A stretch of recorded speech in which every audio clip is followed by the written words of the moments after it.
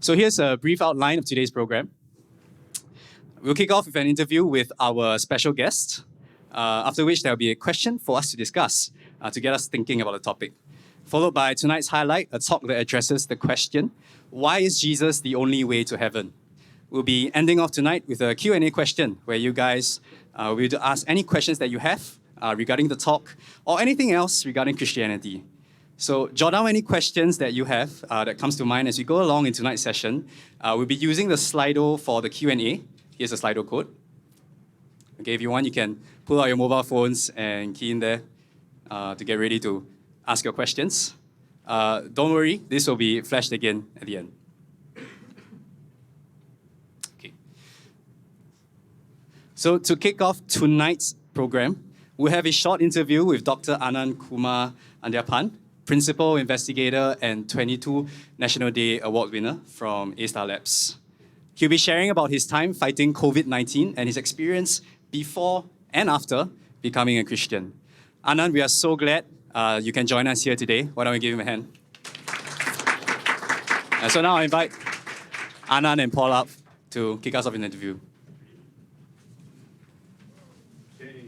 I don't want you to come in the front. We'll steal these mics.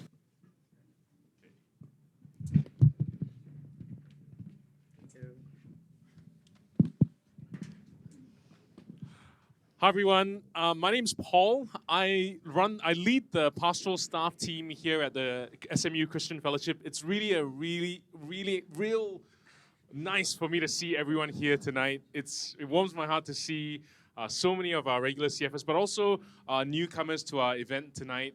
We're really so glad you could join us. It's our pleasure to welcome you and to tell you a little bit about what we believe as Christians, who Jesus is. But before Santosh comes and does that for us later on, I've invited one of my friends, Dr. Anand, to come and talk to us a little bit about why he's a Christian. Anand, thanks so much for joining us tonight. Why don't we start tonight by tell us a little bit about yourself. What is it you do? What's your current work? That kind of thing. Sure. First time somebody has called me a 2022 National Award winner. It's not as fancy as it's 10,000 of us who got awards, so it's one in. But you are 10,000. right. You're right. No one here is a National Day Award winner.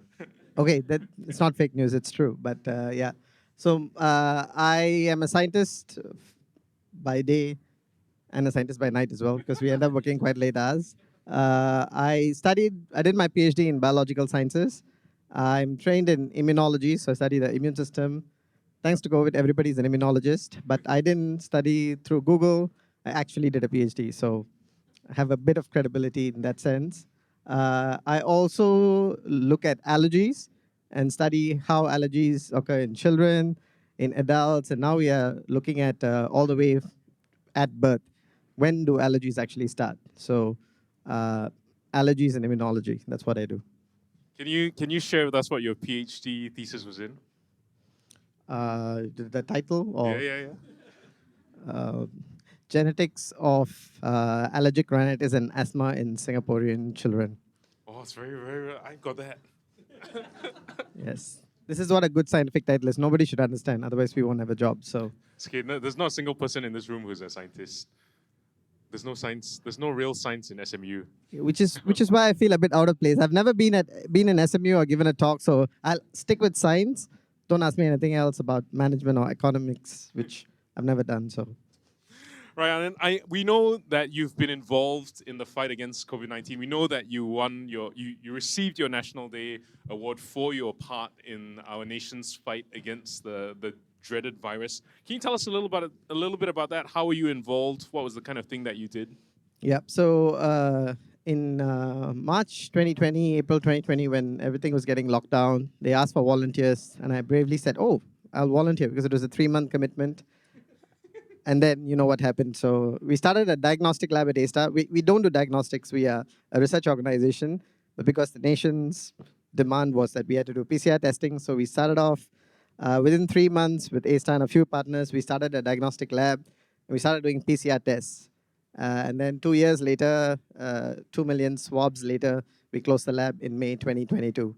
So I was doing the clinical operations. So the final PCR result, when you're dreaded waiting, is it positive, is it negative, I'm going to get quarantined or not. So we were releasing those results. So I was the final check for that. So that was what I was doing. I was running a COVID diagnostic lab. How does a PCR test work? Anand? In the most simplest terms, how does it? What Well- happens when the sample, the swab comes to your lab? So basically, there's something called as a PCR curve. So when you see a curve, it means chalat, you got virus. If you see no curve, you're good. No quarantine. So it goes into a machine, and the That's right. machine tells you if there's Correct. a curve or not. And then before and after, there's like 25 different people doing different things so that you get the result on your mobile phone. Oh, I was But gonna I say- didn't do that part, so I only did the PCR part, so it's easier. I was gonna say, otherwise I can get National Day award or so.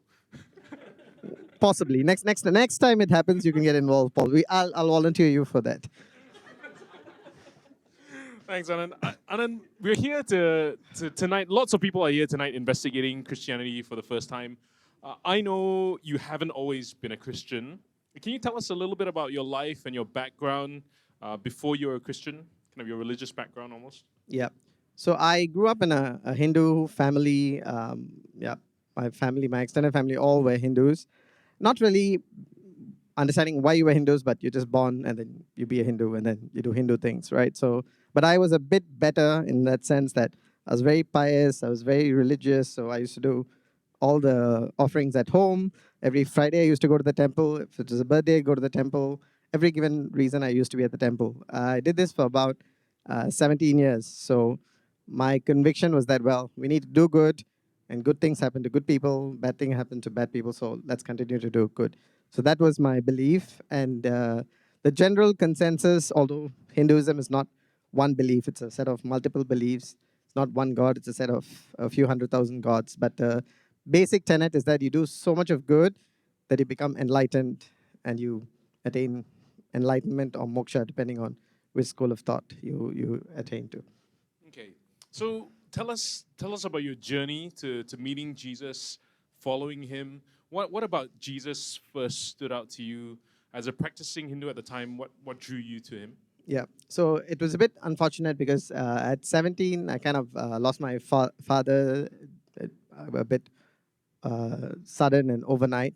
So that kind of got me questioning. I looked around, as in a lot of my friends are not as good as I am. Like they're not very religious. Some of them cheat, some of them lie. So generally, I was not a great person, but I was not a bad person. So it's like I couldn't understand why I had lost my father, whereas they were all happy in a family. So I think that got me wondering. And the second aspect was like when I asked my priest and my family, why does this happen, right? Why do bad things happen to good people? The answer was, well, eventually it'll all work out. You just need to believe that it's all okay, which to a 17-year-old is not a good answer. So I kind of started rebelling and said, well, if God, either God doesn't exist or if he exists, he doesn't care about us. And that kind of went on for a while. But basically, to cut a long story short, when I went into university, I think I could realize that I was not very good. And every time I try to do good, I can do for a while, but then I go back into not my evil ways, but not good ways. And I think then how do we escape out of this? And that's when I met a couple of Christians in my university who didn't know the answers, but they said, you read the Bible, I think got answer there, go find out. Then one of my staff at the Christian Fellowship read the Bible with me, and those who know me know that I ask a lot of questions. I talk a lot, but I also ask a lot of questions. And he carefully read the Bible with me, helped me understand the concept of Christianity. And the most important thing that stuck for me was Jesus not only explained why there is bad things or why we are incapable of doing good things, but he also gives us an answer that he has to help us to get out of this. Otherwise, it's just a vicious loop which is going to go on. So he explained the reality of sin or evil that existed, but also it gave me a hope that if I do believe, just as Jesus resurrected, I would also resurrect and would have a better life, not just in this earth, but in the future as well. So that's why I kind of believed in Jesus. Thanks, Anand. That's really, really helpful. Just in case you're wondering, what Anand did in university, the chance to read the Bible or a part of the Bible with somebody, the chance to ask any questions, that's what the Christian Fellowship is here for all day, every day, throughout the semesters.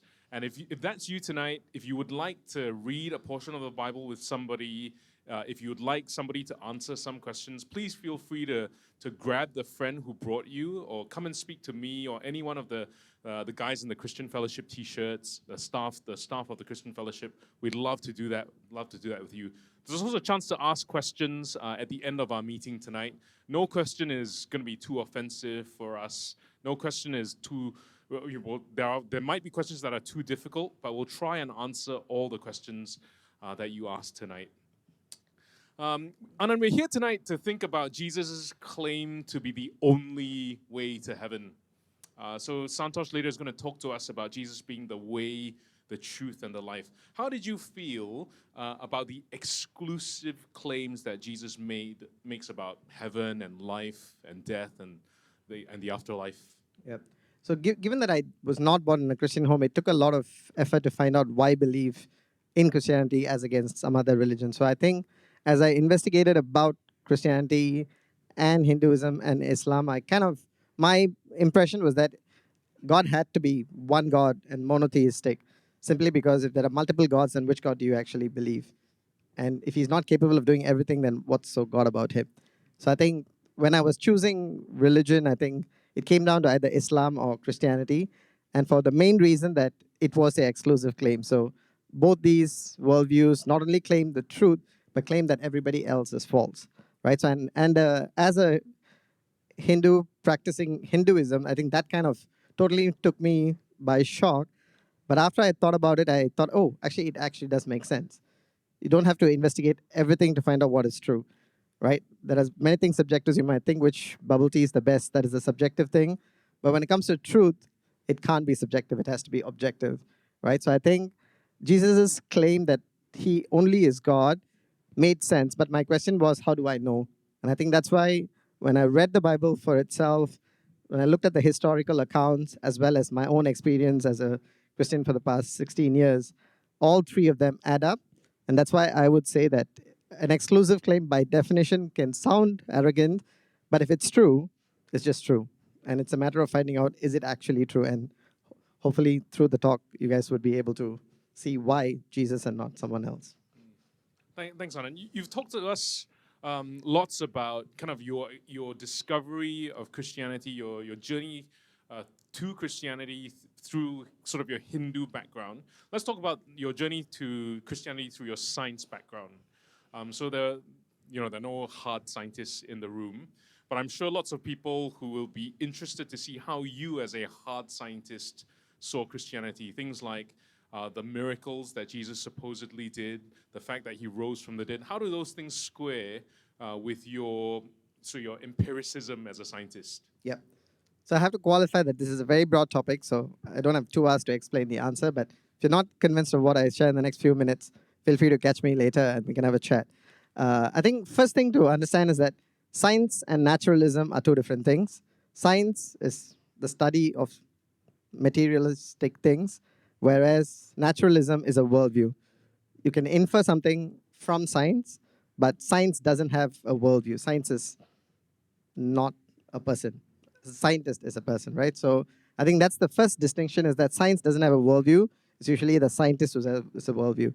And most scientists who are worth their salt would agree with you that actually all scientists have a worldview, just a matter of what it is, right? Whether they use their science or not.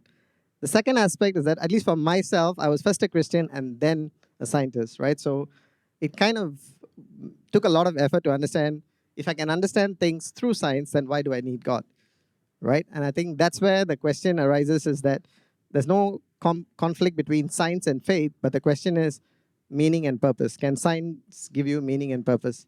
And from my humble opinion is that it doesn't. It tells you what exists, it tells you how it exists, but not why it exists. Why are we male and female? Nobody really knows. Why should we be happy and not sad?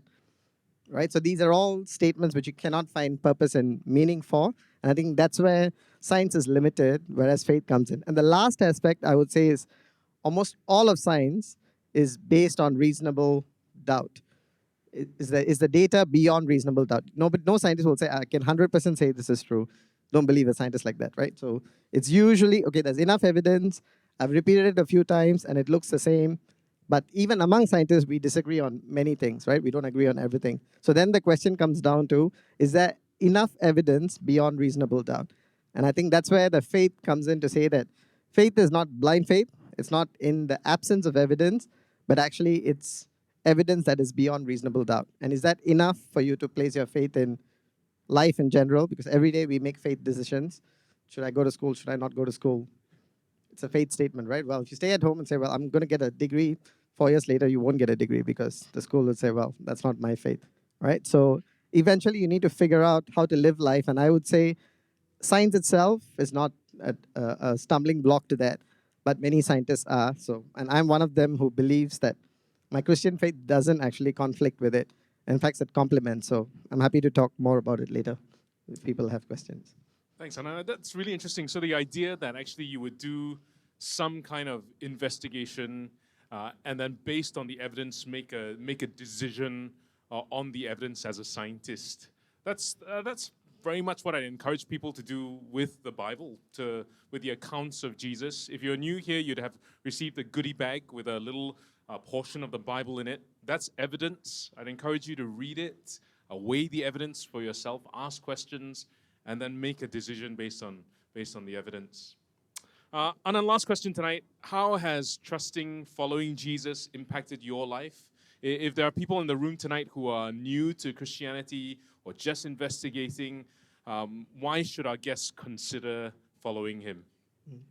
In some ways, it hasn't really changed, as in I'm still the same person. I didn't have like magical powers.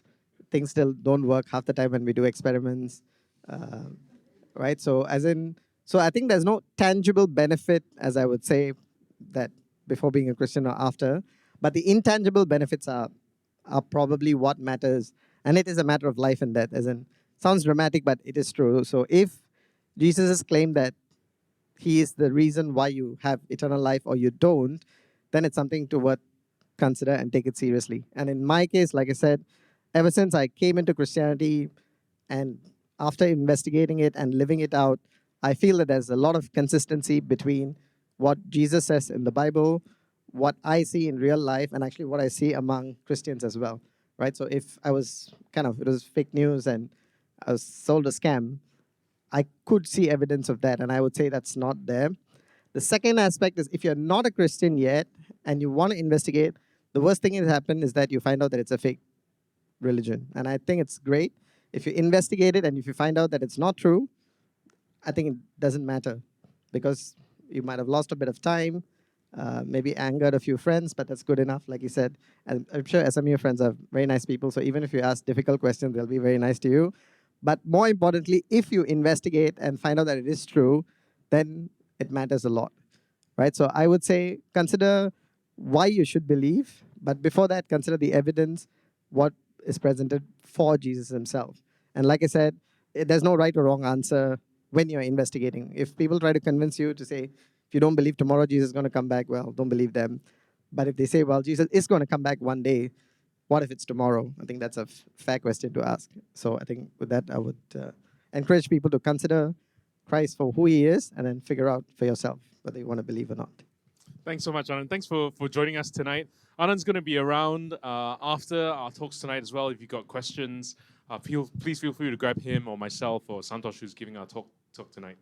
Let's thank Anand for his time.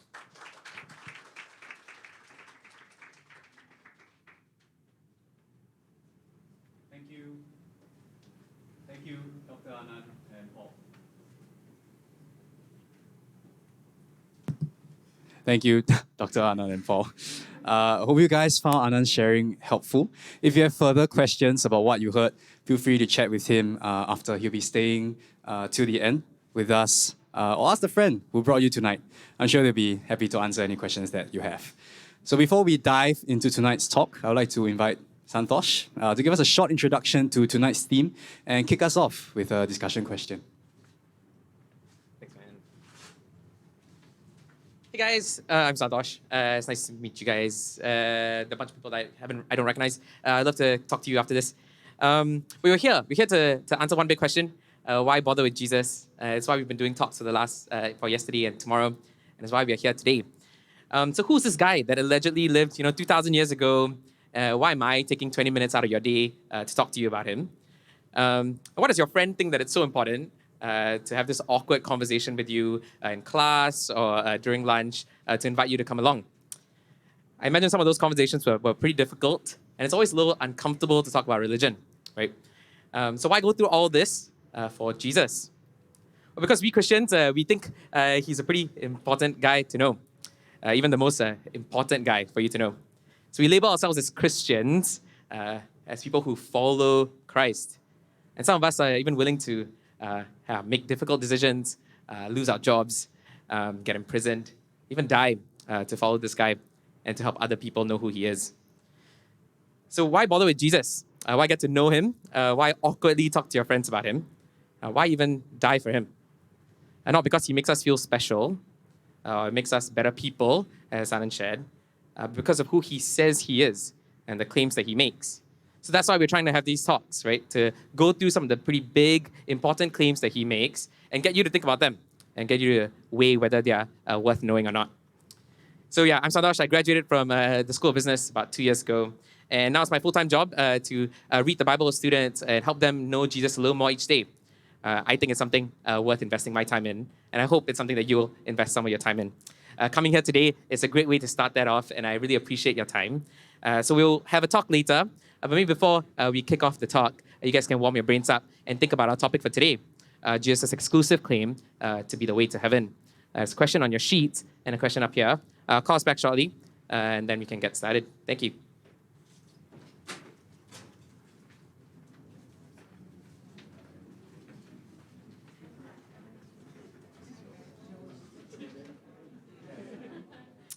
John 14, verse 1 to 7. Okay? Do not let your hearts be troubled. You believe in God. Believe also in me. My Father's house has many rooms.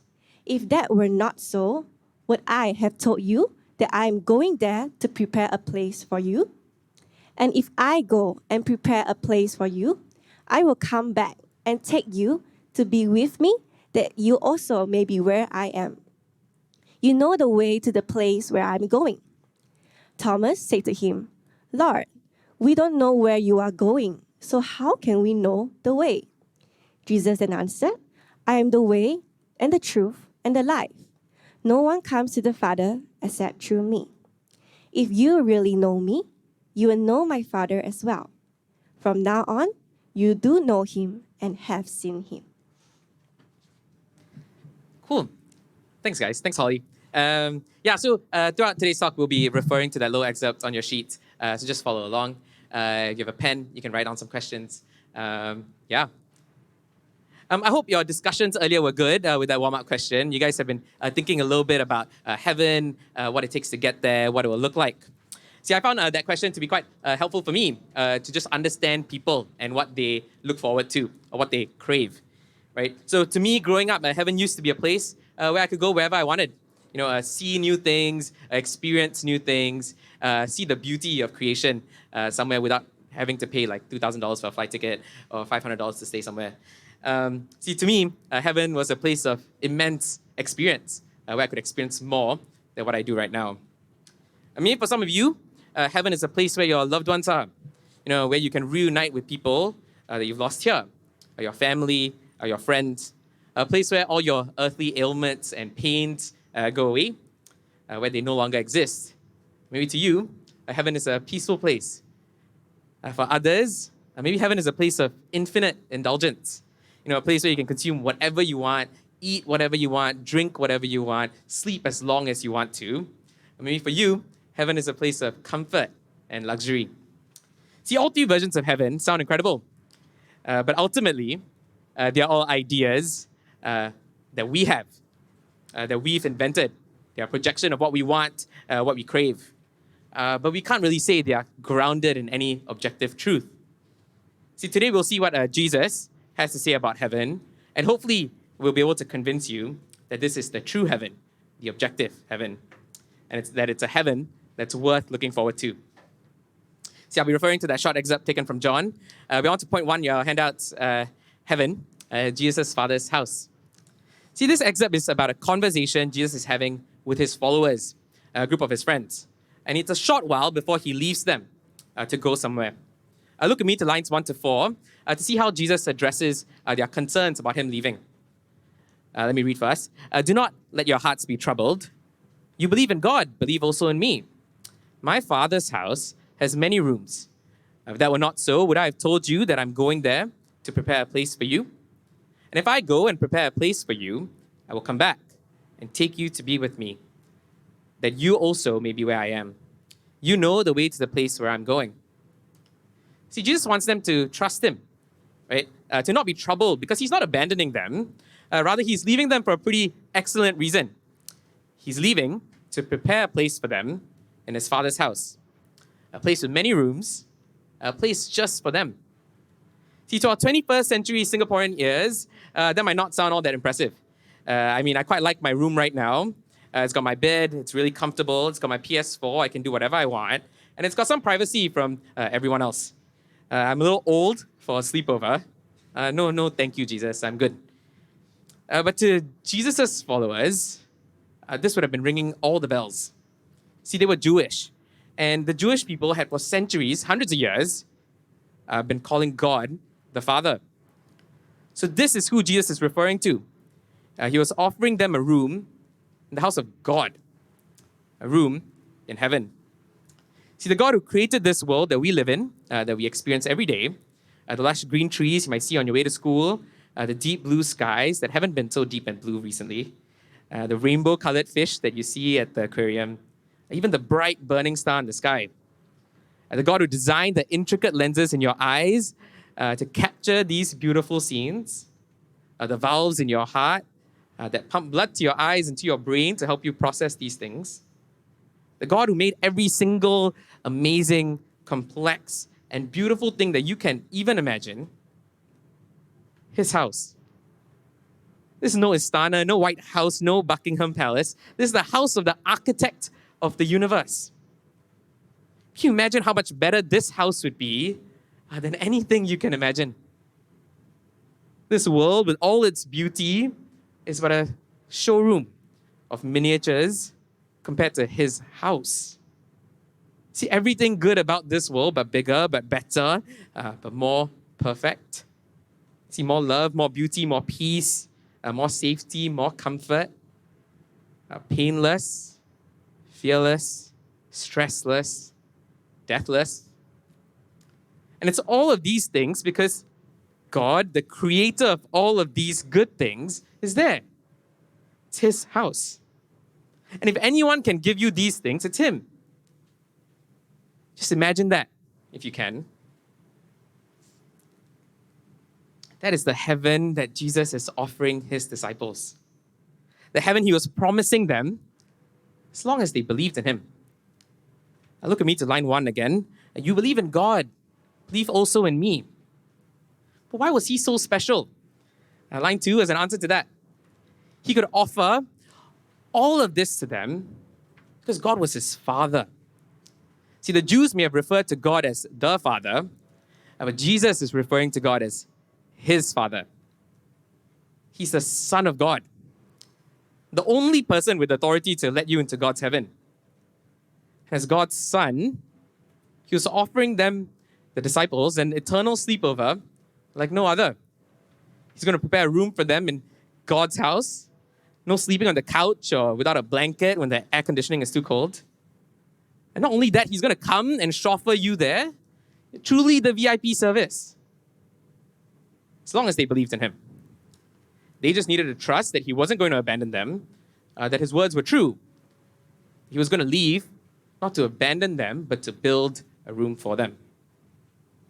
But what would that look like to believe Jesus in these things?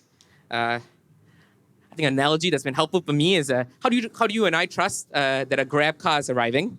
We leave our homes, sometimes we get out in the rain. We go to the pickup point and we wait. That's what he wants them to do. He wants them to wait. He wants them to leave and wait. See, unlike Grab, he certainly won't cancel on you though. He's the Son of God. His word has weight. But why does Jesus have to leave at all, you might ask? Why do I need to trust him to come back? Why not just take me with him now? Kind of feels like a con, right? Why demand trust at all? Just do it. You're the Son of God. Bring me home now.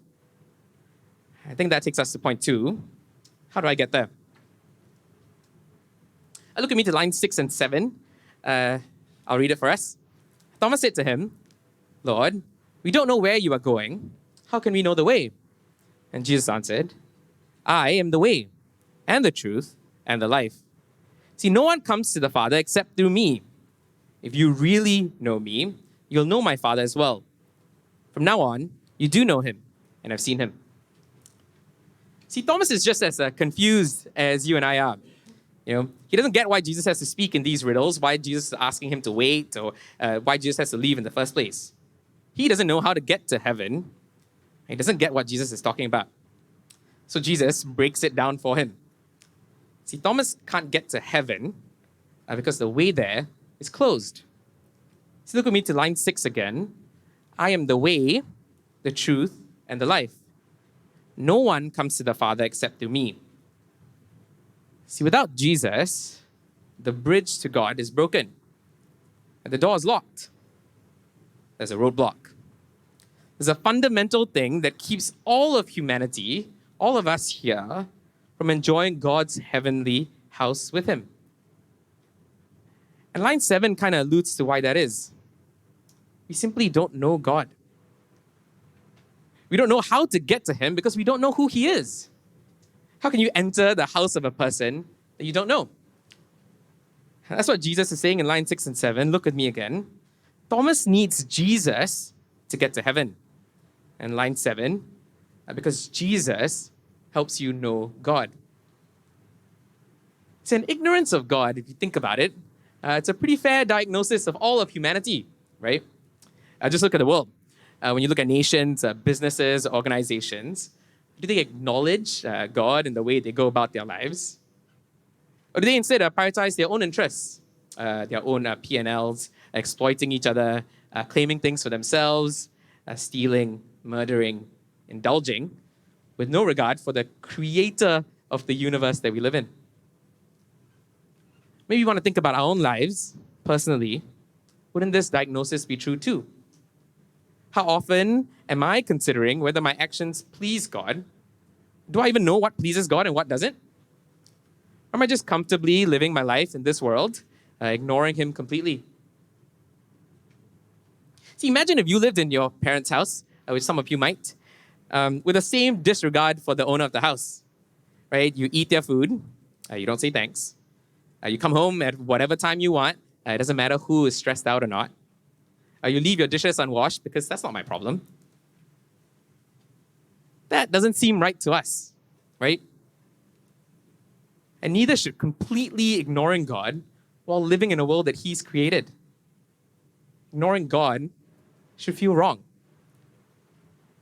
The problem doesn't just stop with us ignoring God.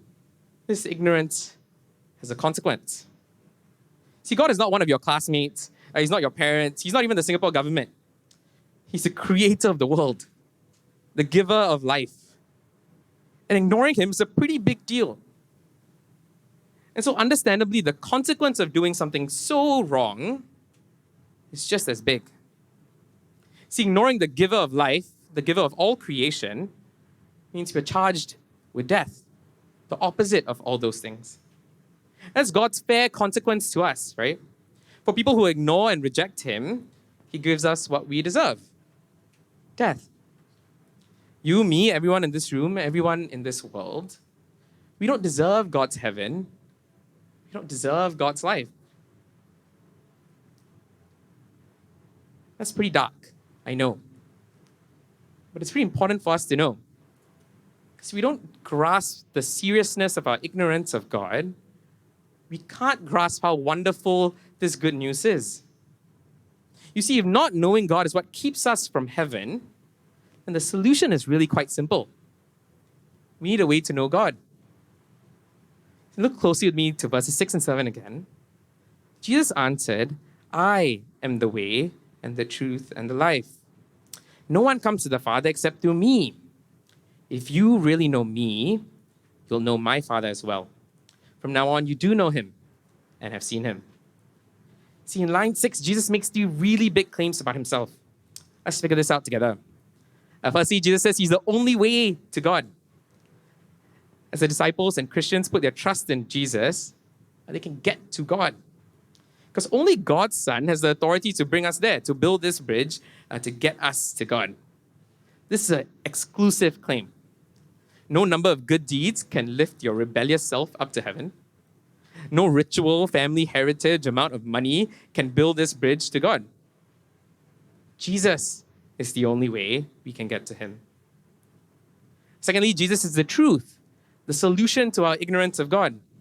See, for hundreds of years, recorded in the Bible, God has promised that he would send his own Son to the world to lead his people, but most importantly, to help his people know who he is. Jesus is the truth about all these things, the fulfillment of hundreds of years' worth of promises in one man. Jesus is God's exclusive solution for us to know the truth about him. Thirdly, Jesus is the life we so desperately need. So you saw earlier God's judgment on all of humanity, on all of us who ignore him and reject him, is death. Not the death that we might know, but an eternal one. A death separated from God, from the love, the joy, the comfort that he brings. But a God who loves us, see, a God who loves us can't and won't let us walk to our deaths without a solution. So he gives us his Son, right, to take all of that, to deal with that consequence and die in our place. To give us life by taking our death away. As Jesus is saying these words to Thomas and his friends, he's just days from his own death, from his brutal and grotesque execution on the Roman cross. A brutal and grotesque execution that we deserve, but that he takes. See, Jesus is the only way to have life, to escape God's final judgment. But if you'd like to know a little bit more about that, and I hope you do, come tomorrow and we'll explore that in deeper context. See, Jesus is the way, the truth, and the life, and all we have to do is trust him. That's all we have to do, believe in him, and we get all of these things. Yes, judgment and death is dark and it's uncomfortable, but can you see why the Christian message, why Jesus is such tremendously good news? Not just doom and gloom, angry God, judgment and death, but good news about how God himself gives you the solution, gives me the solution, gives us a way to heaven. See, he doesn't want you to earn it. He doesn't want you to fight for it. He doesn't want you to buy it. He doesn't want you to be the perfect person to get there. He gives it to you, a solution you need, and all you have to do is trust it, to wait for your grab. Like going to a doctor to stitch up a wound, there's nothing for you to do except to come to him, to come to Jesus. This is why we all need to bother with Jesus. And if you're someone here who doesn't know him yet, I hope this has at least piqued your interest a little bit. See, we Christians believe that the message of Jesus explains the true state of this world. But more importantly than that, it gives us a satisfying solution to it. We believe through historical evidence found in the Bible that Jesus has proven himself to be the Son of God. He's not just making these claims, he's worth listening to. And it's worth putting your trust in him. And we want you to know this good news too. Not because we want to push our ideals on you or because we think we're better than you. Because we want you to know Jesus, to trust in him, so that we can all enjoy God's heaven together. And now as I conclude, I acknowledge that this is all pretty heavy stuff. Now, some of you may have never thought about Jesus before, or saw yourself as rejecting this God you didn't even know existed. I just want to thank you for coming and hearing me out. I want you to acknowledge that believing some of these things you've seen, I want to acknowledge that believing some of these things can be very difficult. And all of this can mean absolutely nothing if Jesus isn't actually who he says he is. If Jesus isn't the Son of God, if Jesus never actually said these words, if Jesus never even existed, none of this would matter. The last 40 minutes of your Wednesday was a complete waste of time. I want to assure you that he did exist. that he is the Son of God. And he did say these words. And if that is true, then life as you know it has changed. If Jesus is the way, the truth, and the life, then all you need to do is come to him. I want to encourage you to explore that truth for yourself. I want to urge you to explore that evidence around Jesus' life. Look at who he is, whether he has truly proven himself to be God. There's a quote from Jesus at the bottom of your handouts. He says, in his own words, "Believe me when I say that I am in the Father and the Father is in me." Or at least believe in the evidence of the works themselves. See, Jesus has left you evidence. And he doesn't want you to believe blindly. He doesn't want any of us to do that. So I want to urge you to explore this evidence for yourself. Explore it with the person who brought you, or come and talk to me after this. I can't imagine a better thing for me to spend my Wednesday evening doing. There'll be some other ways you can explore this for yourself that we'll talk about later. For now, that's all I have for you. Thank you so much for your time. I appreciate you listening to me. There are a few questions to help you think about what we've just heard. Do use this time to send in your questions too. We really want to help you answer them. A few CFers have also prepared a song for you to think about to maybe push some of these truths a bit closer to home. Once again, thank you so much for your time. I'll be back for the Q&A later. Thank you.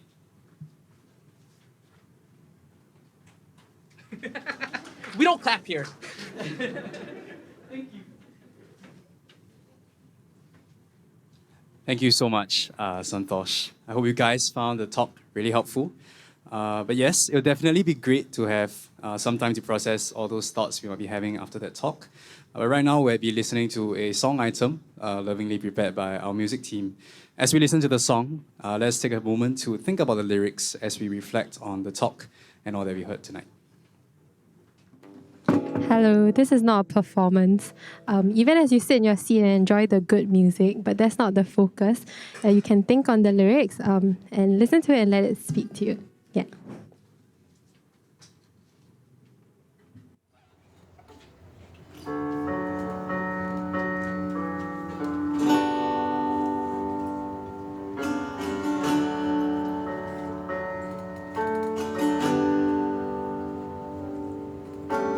Come you weary heart now to Jesus. Come you anxious soul now and see. There is perfect love and comfort for your tears. Rest here in his wondrous peace. Oh, the goodness of Jesus, satisfied, he is all that I need.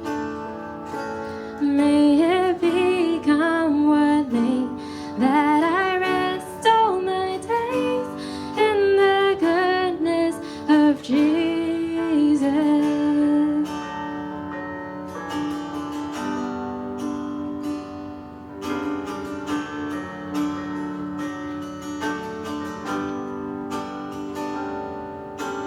Come find what this world cannot offer.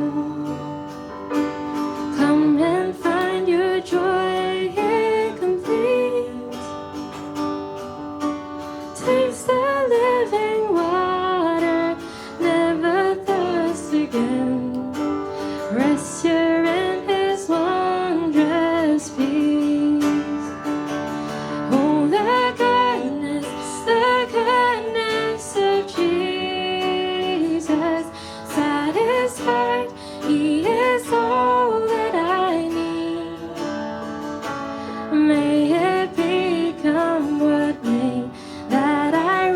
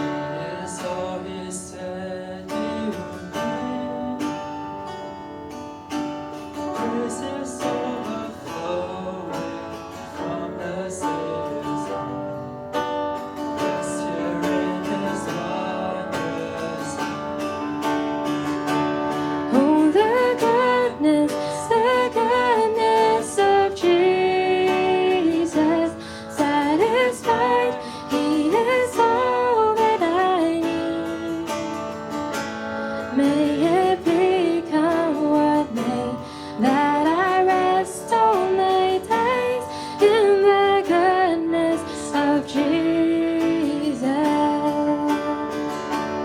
Oh, the goodness of Jesus. Satisfied, He is all that I need. May it become what may, that I rest all my days in the goodness of Jesus. May it become what may, that I rest all my days in the goodness of Jesus.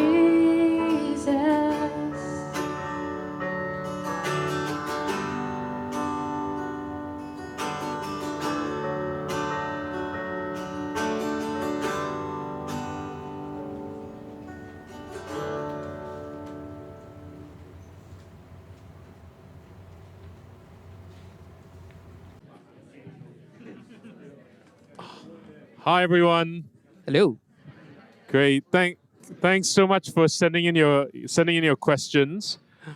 If there are 3 on the Slido, if you got any more while we're doing the Q&A, or if you'd like Santosh to follow up on anything, feel free to send in questions as we go along. If you're brave enough, stick your hand up. We'll answer. We'll try. We'll do our best to answer all your questions. But yeah, thanks so much for sending these in. I think people are still sending in questions. We'll give them a minute. So yeah, see the typing furiously away. Okay, while you do that, Santosh, thanks so much for explaining the Bible to us, for explaining why Jesus is the way, the truth, and the life. Let's start with this question here, where this questioner asks, salvation. While salvation is certainly not free, is it appropriate to think that attaining salvation is easy? So this person gives the example of, what if somebody like Pol Pot, who murdered millions, could just open his mouth and say, I trust in Jesus, I'm waiting for my grab. Is salvation as easy as doing that? And surely if it's as easy as doing that, then actually it's quite unfair. It's quite a bad thing if somebody who killed so many people could suddenly turn around and say, I'm forgiven. Well, what would you have to say to that? Yeah, for sure. I don't know if you guys have seen the Dharma documentary too. And he's this guy he's a serial killer, and it wraps up with him becoming Christian. And I think that's a question that's on a lot of people's minds. Actually, why does someone like that get such an easy way out? I think that the 2 parts thing about this. The first thing that, just so if you're on the other side of this, if you're the reverse Pol Pot, right, and you were this really, really, really, really good person, and you spent your entire life doing good things for other people, that would still not be enough to get to heaven, because we don't know God. So that the reverse is true, right? So if you try super hard, you can't get there because we don't know God. And the other side of it is, it's not as easy as, I guess, saying, I'm waiting for my grab. Like, it's not as easy as that. But actually, if you believe that Jesus did these things and you know who God is, and if you're willing to put your trust in that, then that does look like something. That does, like, trusting something is doing something, I guess. Yeah, and going down and leaving your house to wait for that grab is trusting that it will get there. So it's not easy. It's not good enough to just say, "Oh, I know who Jesus is." Because if you truly knew Jesus and you truly knew what he was doing, because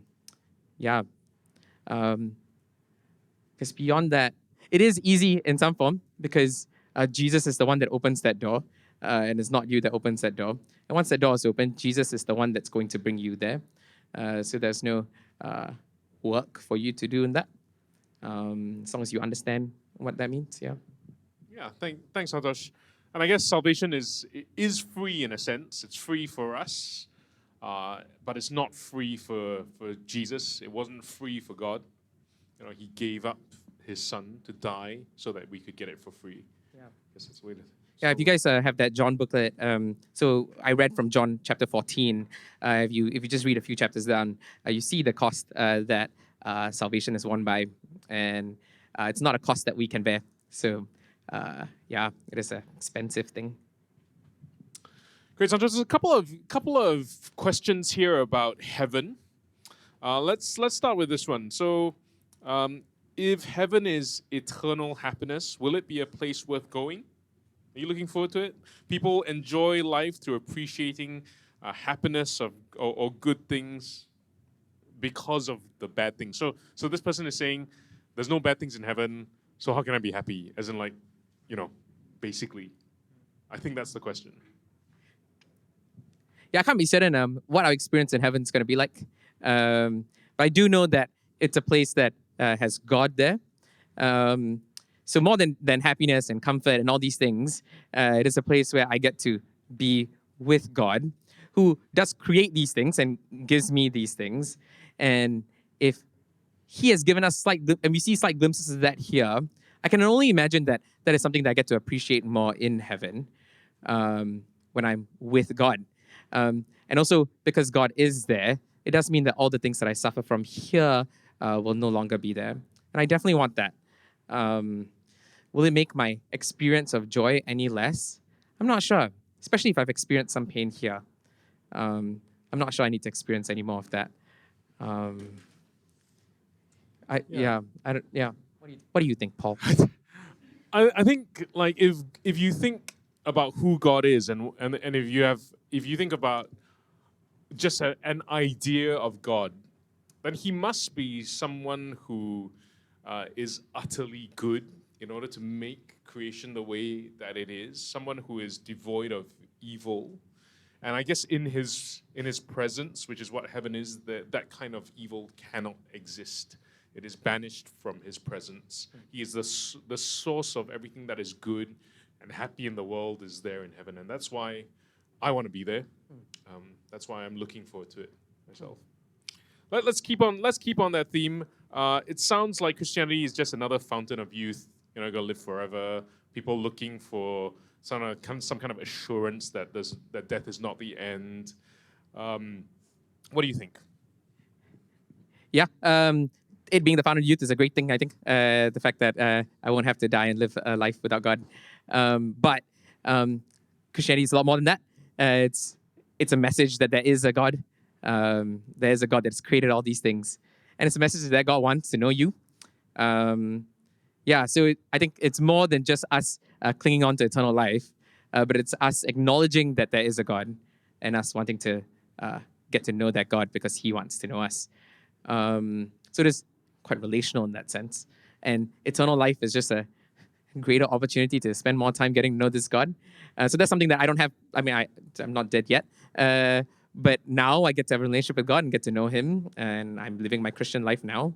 I've enjoyed that.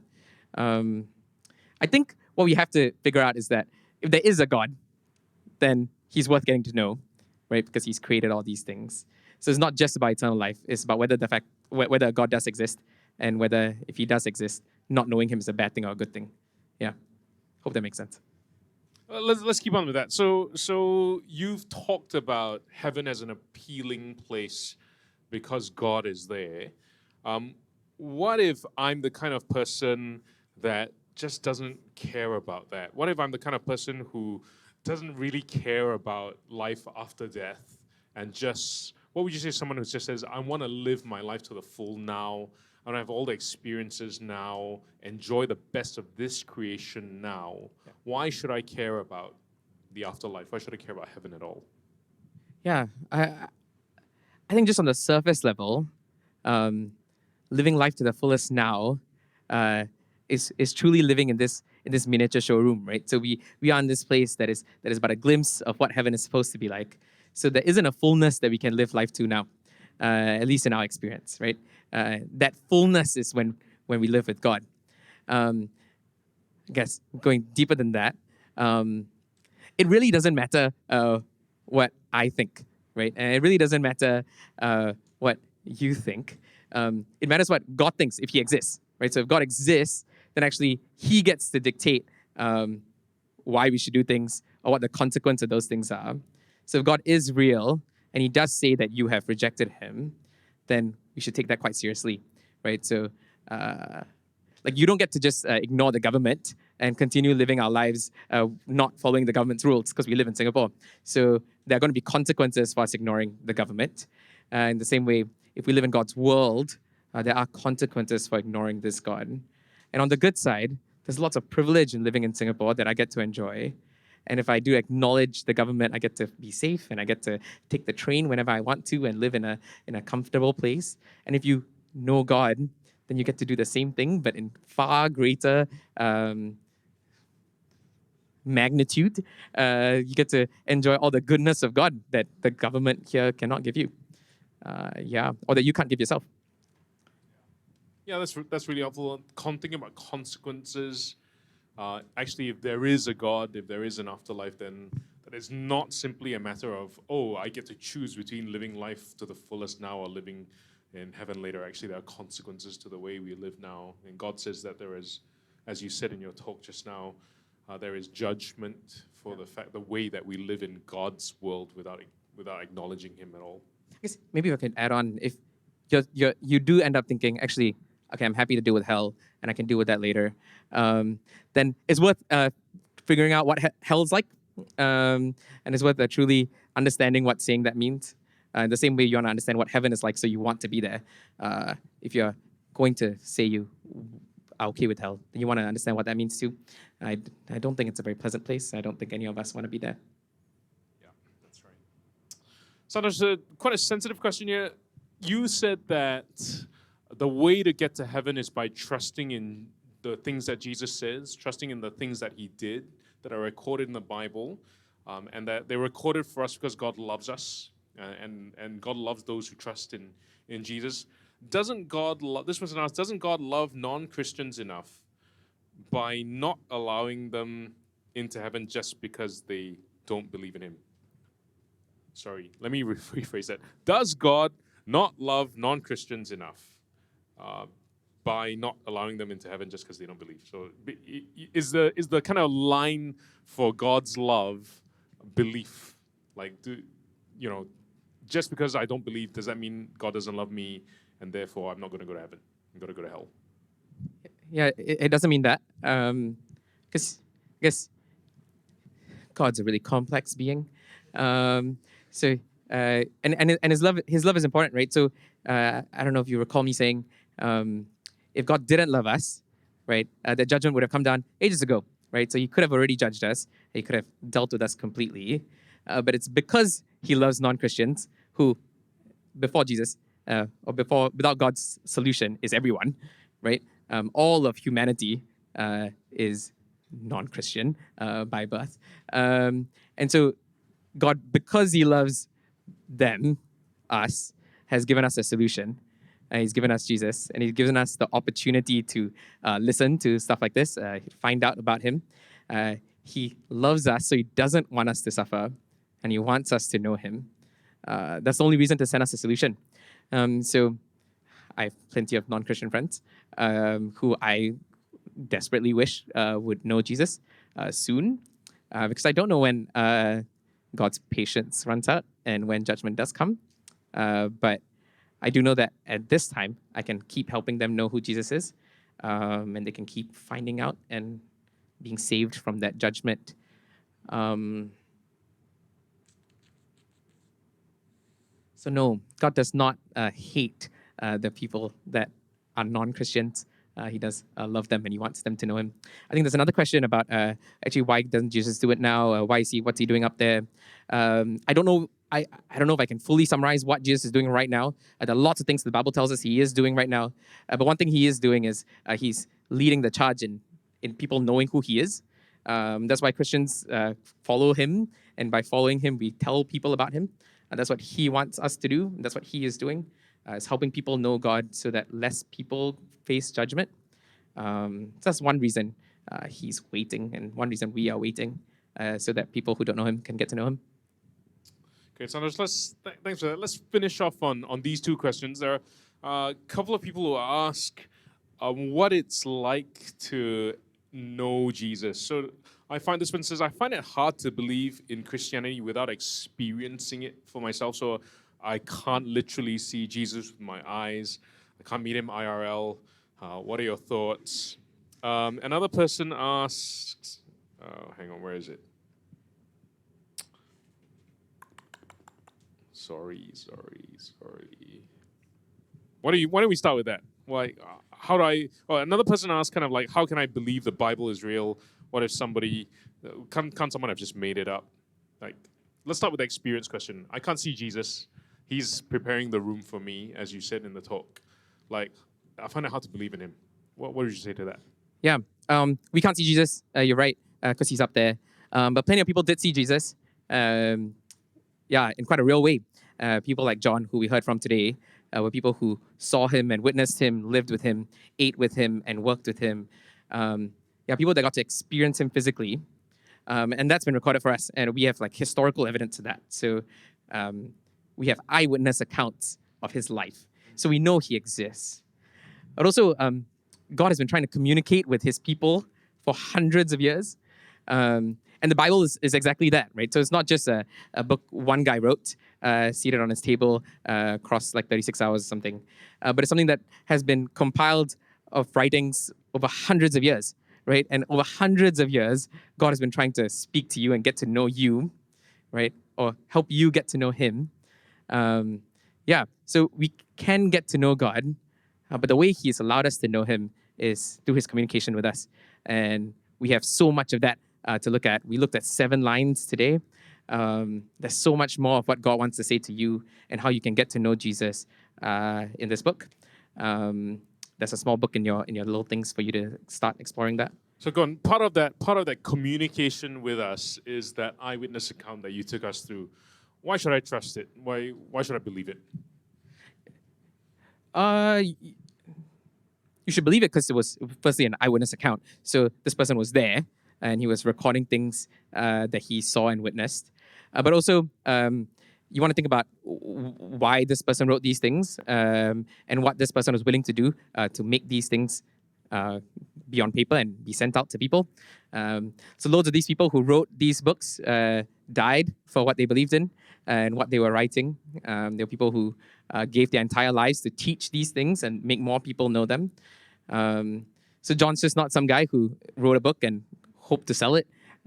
He wrote a book so that you would know who he is, who Jesus is, and then he was willing to die for that, willing to give his whole life for that. So it's up to you to then explore that and to see whether it's something that you are willing to believe.